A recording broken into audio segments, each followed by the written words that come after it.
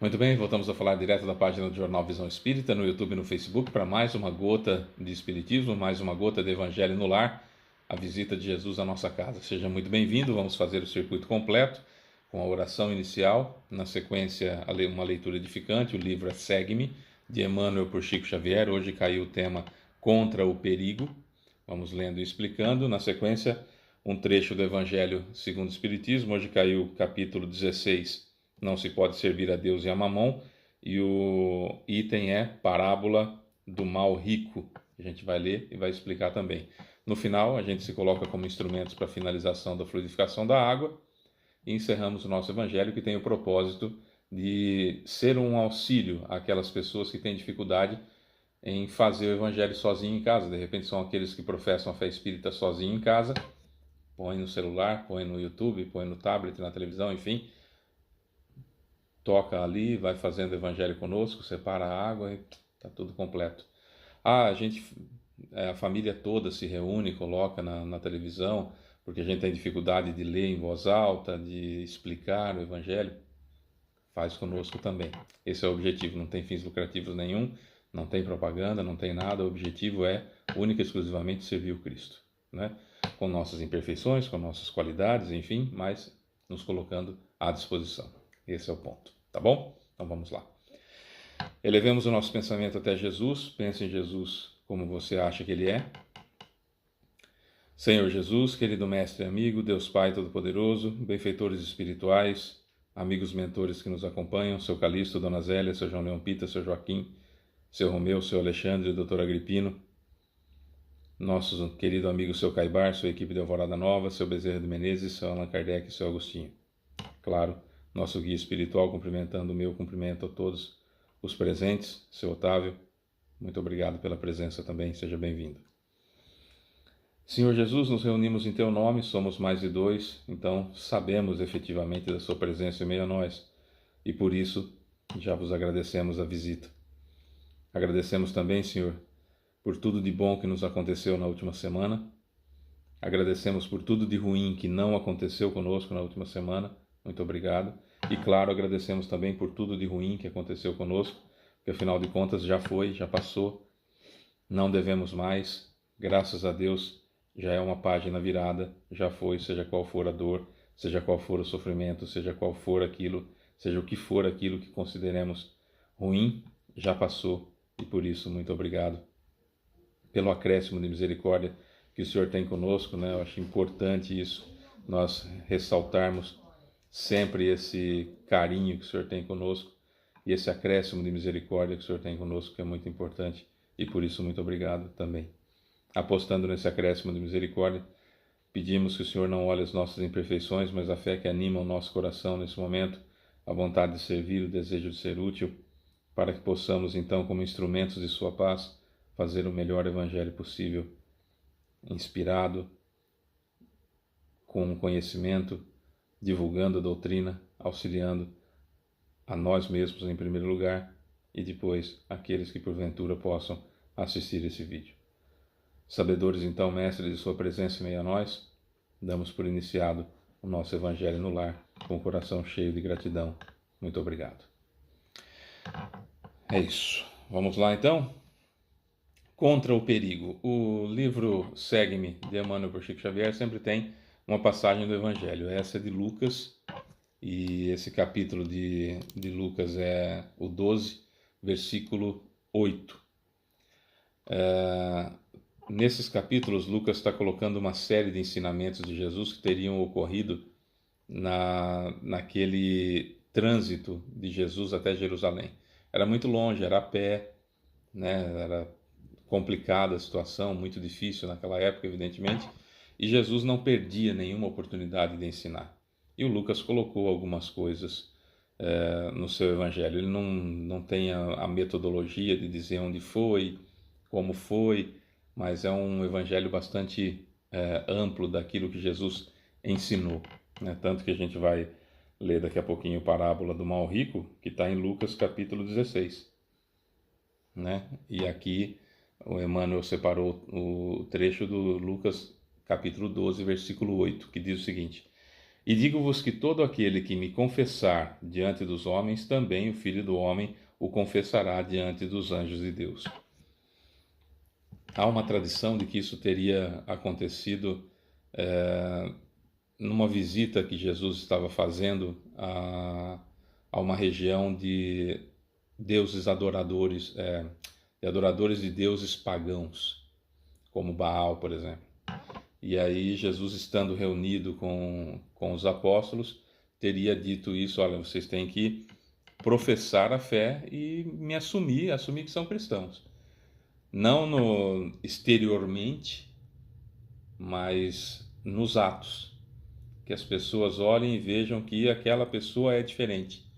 E que quando notarem que aquela pessoa é diferente, notem que é diferente aquela pessoa porque segue o Mestre. E aí ele diz: se vocês me confessarem, ou seja, se vocês fizerem com que eu apareça através dos seus atos, eu também vos confessarei diante de Deus que está nos céus. É uma situação bastante peculiar que Jesus fala: olha, para de ter vergonha de ser espírita, para de ter vergonha de ter vergonha de ser evangélico, para de ter vergonha de ser católico, para de ter vergonha de ser budista, hinduísta, seja lá o que for. Assuma a sua condição religiosa. Para nós cristãos, ou espíritas, que é a mesma coisa, assumirmos a postura do Cristo o tempo todo. Entendendo que eu não sou espírita só quando eu vou no centro. Eu não sou espírita só no dia da reunião mediúnica. Eu não sou espírita só fazendo aquilo que eu acho que é um trabalho de Jesus. Sendo espírita em casa, sendo espírita treinando fora primeiro, para depois fazer em casa. Às vezes é difícil, às vezes nós estamos numa encarnação com desafetos que precisamos nos reharmonizar, então é difícil dentro de casa. Então faz o treinamento fora, ser cristão fora, para depois conseguir ser cristão em casa. Dá também para ser. Então a ideia é essa: seja cristão o quanto você conseguir nas 24 horas do dia, não só em momentos específicos. Eu sou cristão quando eu falo do Evangelho. Não, sou cristão quando eu trato as pessoas na rua, quando eu trato as pessoas no trânsito, quando eu trato as pessoas que eu tenho contato, como eu trato as pessoas que me esbofeteiam com palavras duras, não é? Não só literalmente, mas com palavras duras, com mau humor, com sofrimento que exala nas palavras duras e ácidas que ferem a gente das outras pessoas, para que nós também não façamos isso, identifiquemos para que não façamos isso também ao próximo. Então, ser cristão o quanto nós conseguirmos. Essa é a proposta de Jesus nessa passagem de Lucas que Emmanuel, o mentor do Chico Xavier, separou. E aí o Emmanuel diz o seguinte: muitos companheiros de labor evangélico supõem que confessar o Mestre se resume tão somente numa profissão de fé por intermédio das palavras. Para a demonstração de que aderimos sinceramente a Jesus, bastará subir a uma tribuna ou discutir acaloradamente com alguns amigos que ainda não nos conseguem compreender? É isso? Semelhante confissão tem sido o objetivo da maioria dos discípulos através dos tempos, mas essa atitude desassombrada é uma das faces da realização, sem constituir, entretanto, o seu precioso conjunto. Confessar o Cristo diante dos homens e revelar-lhe a luz e o poder em ações de amor e desprendimento que os homens comuns ainda não conhecem, é assim que se faz. Não será instituir convicções apressadas nos outros, mas pautar a vida em piano diferente e superior, de sorte que os espíritos mais frágeis ou levianos possam encontrar junto de nossa alma algo de mais elevado que não sentem noutros lugares e situações do mundo. Isso é confessar o Cristo, é parecer com Ele o máximo possível. Não é fácil confessar a Jesus entre as comunidades terrestres quando sabemos que Ele próprio foi por essas sociedades conduzido à cruz do martírio. Mas é dessa confissão que a sua palavra persuasiva nos fala no Evangelho da Verdade e do Amor. É preciso se precate o discípulo, é preciso nos precavermos contra o perigo de uma adesão verbal, só dos lábios, sem a participação de suas energias interiores, sem que eu tenha vivenciado isso. Não é para eu ser cristão só da boca para fora, é ser cristão nos atos, ser cristão no coração. O Senhor deseja ser confessado pelos seus continuadores nas estradas do mundo, mas esse ato não se pratica apenas por palavras, e sim por todas as demonstrações vivas do coração. Tem uma frase atribuída a Francisco de Assis que é incrível. Cuidado com sua vida. Talvez ela seja o único evangelho que as pessoas leiam. Essa frase é extraordinária. Cuidado com sua vida. Talvez ela seja o único evangelho que as pessoas leiam. Essa ideia de confessar o Cristo não é exterior, não é pelo jeito que eu me visto, não é porque eu não corto o cabelo, não é porque eu não raspo a perna, não é porque eu não corto pelos do corpo, não é porque eu cubro pelos ou descubro pelos, ou cubro a cabeça ou descubro a cabeça, ou uso roupas de tal jeito ou de outro jeito. Não é isso. Confessar o Cristo é vivenciar o máximo possível como ele viveu. Vivenciar a nossa realidade o mais próximo possível do que ele viveu, a ponto inclusive de sermos tratados como ele foi. Que privilégio seria para nós sermos tratados como Jesus foi, porque ele que é o ser mais perfeito que Deus enviou à Terra para servir de guia e modelo para a humanidade, passou por tudo que ele passou, por que nós imperfeitos não passaríamos? Agora nós precisamos desejar, nós precisamos querer, nós precisamos entender qual é a importância disso. Por que é que eu devo ser igual a Jesus? Por que é que eu gostaria de ser como Jesus? Por que eu deveria ser como Jesus? São perguntas que eu preciso me fazer. E são perguntas que só eu posso me responder. São perguntas que nós devemos, perdão, são perguntas que nós devemos fazer naqueles momentos mais difíceis. Porque com a geladeira cheia, com as contas todas pagas, com reservas para eu fazer uma viagem, para eu comprar um mimo para alguém, para eu sair e, aspas, me divertir com a minha família ou com quem eu gosto, é fácil ser cristão, é fácil falar de Jesus, é fácil falar que Deus escreve certo por linhas tortas.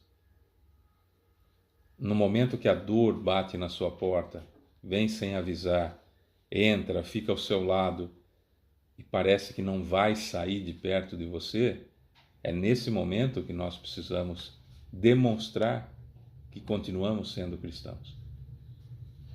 Porque esse momento é muito mais importante do que aqueles outros que nos pareceram tão importantes quando havia sobra ou que o dinheiro estava ali presente para as nossas necessidades.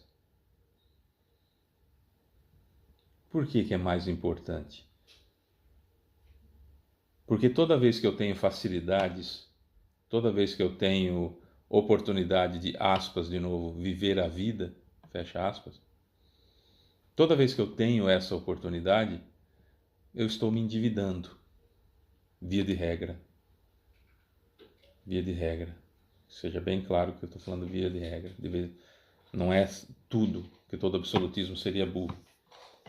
Via de regra acontece isso. Portanto, quando a dor bate na nossa porta, é momento de quitação de débitos. É para ser o momento mais feliz da nossa vida, porque Jesus disse que a dor é um presente de Deus aos seus eleitos. É a oportunidade que nós temos para resgatar, para quitar débitos do passado. E quão importante é isso, quão importante deve ser isso para a nossa vida. Eu sempre faço um gesto para explicar, por exemplo, alguém que tenha o conhecimento do que é importante esse burilamento, essa lapidação que a dor nos proporciona. Quando eu digo o seguinte, a pessoa tem o conhecimento, sabe o que está acontecendo, e aí chega no plano espiritual depois de ter passado por um câncer terminal. Desencarnou com câncer, que definhou em vida e tal. Essa pessoa chega no plano espiritual e ela faz assim: não devo mais. Essa já foi.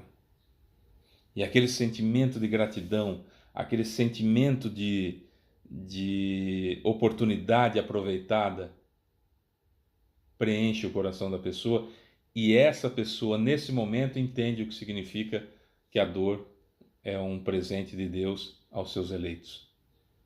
Aí essa pessoa entende. Quem está passando por privação material, muitas vezes não entende isso. Quem está passando por privação do ente querido que já desencarnou antes da gente, que já voltou ao plano espiritual antes da gente, e a gente não tem muita certeza se ele está vivo ou não, embora esteja, seja fato que ele continua vivo, foi só o corpo que ficou aqui.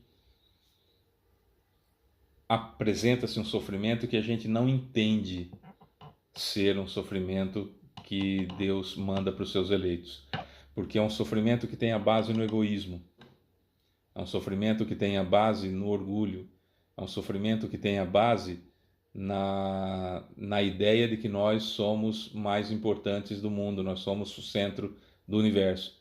Então, se desencarnou um parente meu, filho é um pouco mais complicado, então não vou entrar muito no mérito, mas se desencarnou um parente meu, seja ele ou um amigo muito querido, eu vou entender que aquilo é um sofrimento para mim. Não é, não tem nada a ver comigo. Mesmo dos nossos filhos não tem nada a ver comigo, mas dos nossos filhos eu aceitei essa situação pelo amor gigantesco que eu tenho por ele. Mas no que diz respeito à morte de quem quer que seja, diz respeito única e exclusivamente à pessoa, não diz respeito a nós. Entende? É isso que muitos de nós não compreendemos. Então a morte acaba sendo um motivo de dor muito grande, no momento em que eu acabo não confessando o Cristo para as pessoas ao meu redor e nem para mim mesmo, porque eu acho que eu estou sendo punido por algo. E eu não estou sendo punido pela morte de outra pessoa, a não ser que eu tenha matado essa pessoa. E aí sou responsável por isso, vou ser preso, etc, etc. Fora essa situação, não tem a ver comigo, não é? Então, somos casados, Dona Elaine e eu, há quase 30 anos. Aí eu desencarno. Qual o tipo de sensação que ela vai ter? Ah, porque ele fez isso comigo? Não, eu estava no meu planejamento encarnatório desencarnar. E todos vamos desencarnar. Então não é uma punição para ela a minha desencarnação, percebe? E nesse momento precisamos entender que não somos o centro do universo. O tal do egocentrismo, né? É exatamente isso, não somos o centro do universo. Não acontecem as coisas ao nosso lado, né? Para nos atingir. Ah, por que Deus está fazendo isso comigo? Eu fico imaginando se Deus fosse antropomorfo, né? Tivesse a forma humana, ele ia colocar a mão na cabeça e falar assim, mas o que eu estou fazendo contra essa pessoa? Não estou fazendo nada. Por que ele acha que eu estou fazendo? Né? Sabe essa situação? Porque nós ainda entendemos que a felicidade diz respeito ao bem-estar material que nós temos ou que nós estamos passando. Muita gente, inclusive espíritas, dizem assim: eu não queria ser rico, eu só queria ter dinheiro para pagar as contas. Tá. Isso então é felicidade, isso é paz. Então, quando acontecer isso, eu vou trabalhar no centro.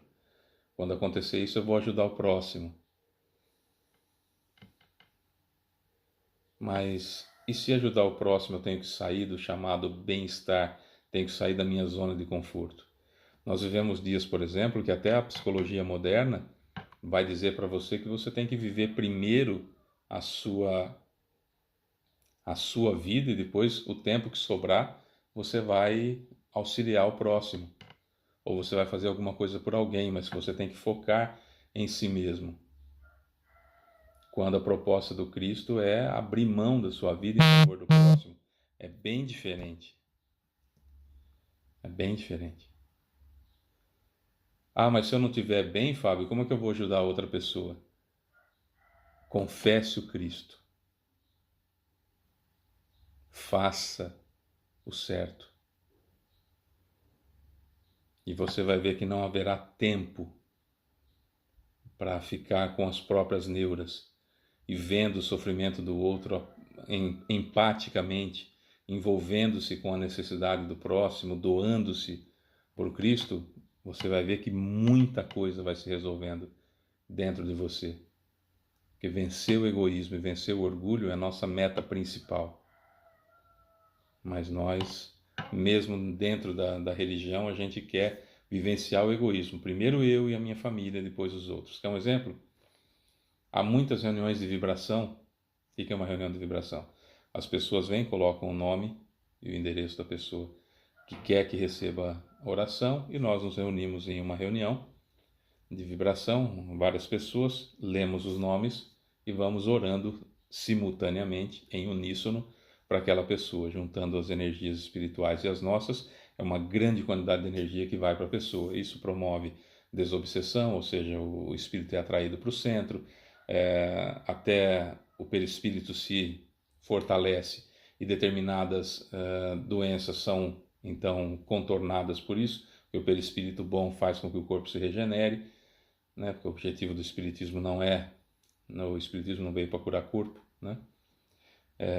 Para curar a alma. Então a vibração faz isso, né?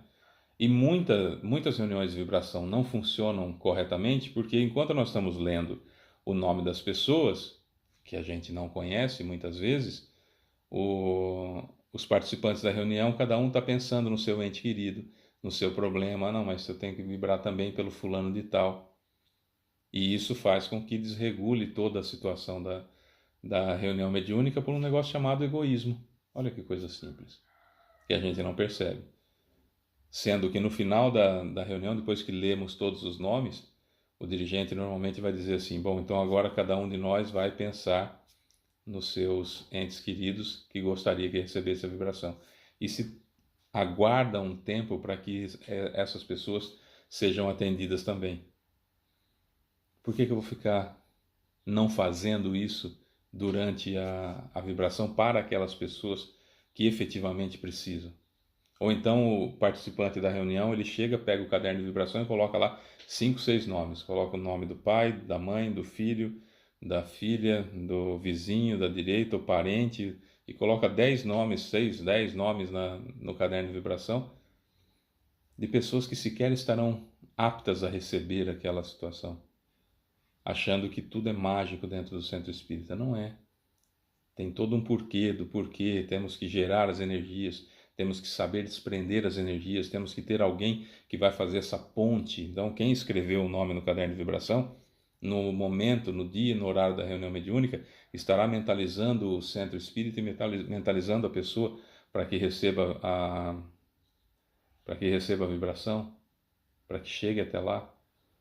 Porque no momento que você está escrevendo o nome no caderno de vibração, os trabalhadores espirituais do centro estão ali entrando em contato com aquela pessoa, com o guia espiritual dela, com os benfeitores espirituais, parentes, enfim, que querem ajudar aquela pessoa para criar um vínculo.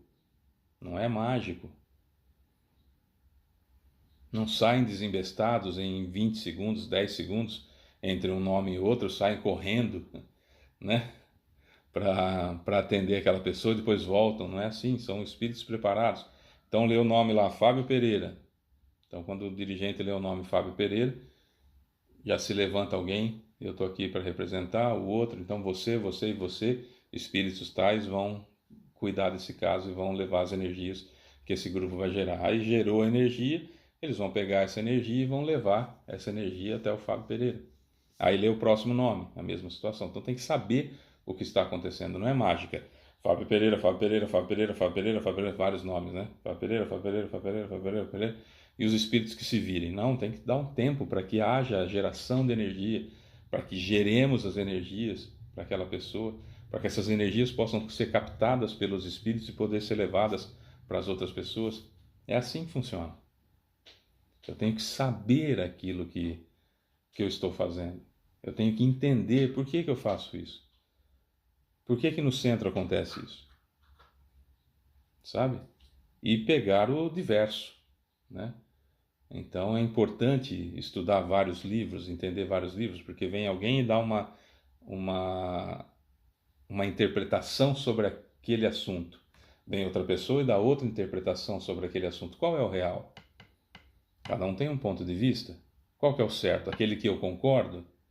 Não, não é aquele que eu concordo necessariamente o certo. Olha, você faz assim. E vem outro e fala, você faz assim.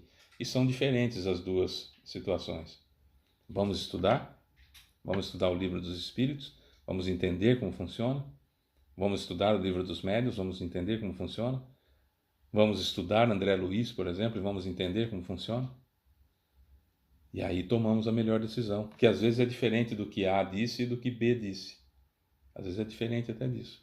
E aí nós vamos adaptando-nos ao Espiritismo. E não adaptar o Espiritismo à opinião de alguém, seja esse alguém encarnado ou desencarnado. Tem gente que segue tudo que o mentor fala. Pera lá, quem decide sou eu. Jesus nunca interveio na vida de ninguém. Nunca. Nunca disse, faça desse jeito. Quando Chico Xavier foi assediado em sua vaidade pelos jornalistas que se passaram por estrangeiros, Emmanuel não interveio. E ele foi ludibriado pelas pessoas. Só no final da situação que Emmanuel, então, interveio na dedicatória que ele deu no livro para que as pessoas entendessem isso depois. Mas foi publicado que ele era um charlatão, foi publicado que ele era ingênuo, que tinha sido tapeado pelos jornalistas, não é? E Emmanuel não interveio. Isso porque era uma obra extraordinária, mas não pode intervir no livre-arbítrio da pessoa. Então, se você está dirigindo uma reunião, levando em consideração o que o Espírito vem falar para você, está incorrendo num erro gravíssimo, porque não sabemos se todos os Espíritos, como diz João no Evangelho, se todos os Espíritos são de Deus. Se o médium está sempre equilibrado. Quando acontece essa manifestação do tal mentor, se é depois de várias manifestações de obsessores, quanto tempo levou entre a saída do obsessor, a higienização do ambiente, a elevação de vibração para que o mentor participasse. Então tem tudo isso para ser analisado, não é mágica. Não é mágica. Existe um negócio chamado afinização no médium, tem que tomar cuidado. O Espiritismo não é mágica. Por isso que vivenciar o Espiritismo é tão importante. E na parábola do mal rico nós vamos ver, extremamente interessante, essa ideia de realmente servir o Cristo. E o quanto que o bem-estar material atrapalha. Havia um homem rico que vestia púrpura e linho e se tratava magnificamente todos os dias. Havia também um pobre chamado Lázaro deitado à sua porta, todo coberto de úlceras, que muito estimaria poder mitigar a fome, matar a fome, com as migalhas que caíam da mesa do rico. Mas ninguém dava essas migalhas para ele e os cães lhe vinham lamber as feridas. Ora, aconteceu que esse pobre morreu e foi levado pelos anjos para o seio de Abraão. O rico também morreu e teve por sepulcro aquilo que chamamos de inferno. Quando se achava nos tormentos, levantou os olhos e viu de longe Abraão e Lázaro em seu seio. E exclamando, disse essas palavras: Pai Abraão, tem piedade de mim e manda-me Lázaro, a fim de que molhe a ponta do dedo na água para me refrescar a língua, pois sofro horrível tormento nessas chamas. Mas Abraão lhe respondeu: Meu filho, lembra-te de que recebeste em vida teus bens e de que Lázaro só teve males. Por isso ele agora está na consolação e tu nos tormentos. Ao demais, existe um grande abismo entre nós e vós, de sorte que os que queiram passar daqui para aí não o podem, como também ninguém pode passar do lugar que estás para aqui. Disse o rico: Eu então te suplico, pai Abraão, que o mandes à casa de meu pai, onde tenho 5 irmãos, e dar-lhes testemunho dessas coisas, a fim de que não venham também eles para esse lugar de tormento. Abraão lhe retrucou: Eles têm Moisés e os profetas, que os escutem. Não, meu pai Abraão, disse o rico, se algum dos mortos for ter com eles, farão penitência. Respondeu-lhe Abraão: Se eles não ouvem a Moisés, nem os profetas também não acreditarão, ainda mesmo que esses mortos ressuscitem ou que apareçam. Lucas capítulo 16, versículo 19 a 31. É muito fácil nos corrompermos e esquecermos dos problemas quando estamos na abastança. E é muito fácil de nós nos desesperarmos quando estamos na falta. Dos dois lados existe problema. Durante a abastança, é possível criarmos situação de confessarmos o Cristo? Sim, é possível. Quando estamos no sofrimento, confessarmos o Cristo? Sim, é possível. Mais fácil, vou trocar a palavra, menos difícil é confessar o Cristo na falta do que confessar o Cristo na sobra. Porque nós nos julgamos privilegiados. Não é difícil encontrarmos pessoas abastadas que falam assim: ah, eu tenho isso porque eu trabalho muito, como se o pobre não trabalhasse. Como se todas as outras pessoas do mundo fossem vagabundas. Como se não houvessem pais de família que levantem 5 horas da manhã, pegam várias conduções para trabalhar e chegam em casa 11 horas, meia-noite, depois de várias conduções também para voltar para casa, para ter uma parca alimentação, tomar um banho, dormir, 5 horas da manhã começar tudo outra vez. E que vivem a vida inteira na penúria, na dificuldade financeira, na falta de recursos, na escravização moderna, em que temos apenas um teto e comida, né? Trabalhando penosamente. Não é assim. Ah, você tem porque você trabalha. Você tem por uma série de situações, também porque trabalha, mas por uma série de situações. E precisa confessar o Cristo nessa forma também, sendo justo o quanto você conseguir. No resumo de hoje, senso de justiça nosso precisa ser melhor do que daqueles que não são cristãos. É nisso que precisamos trabalhar, no senso de justiça. É isso. Vamos elevar mais uma vez o pensamento até Jesus. E agora que a água já foi fluidificada, a gente só vai finalizar com os nossos pedidos finais, sendo instrumentos para a parte material, magnética nossa, ser também incluída na manipulação da água. Precisa esticar a mão? Não. Precisa destampar? Não. Não é mágica, é do meu perispírito para a água. Se eu precisar da mão como muleta, usa. Mas não precisa, tá? Precisamos saber como as coisas funcionam. Senhor Jesus, querido Mestre e amigo, Deus Pai Todo-Poderoso, benfeitores espirituais, amigos mentores nomeados e não nomeados, guias espirituais presentes, seu Caibar, sua equipe de Alvorada Nova, seu Bezerra de Menezes, seu Allan Kardec, seu Agostinho, muito obrigado pela presença, muito obrigado pela visita, muito obrigado pelo carinho, muito obrigado pelo acréscimo de misericórdia que cada um de vocês tem conosco, especialmente o Senhor Jesus, que não cessa de nos ajudar, de nos visitar, de estar presente sempre que precisamos, e por isso nosso muito obrigado. Muito obrigado também, Senhor Jesus, pela fluidificação da água e pela oportunidade que temos nesse momento de endereçar o nosso pensamento, cada um de nós, aqueles que nós gostaríamos que essa água fosse um refrigério para os sofrimentos, que fosse atenuante das dificuldades, que fosse reparador perispiritual.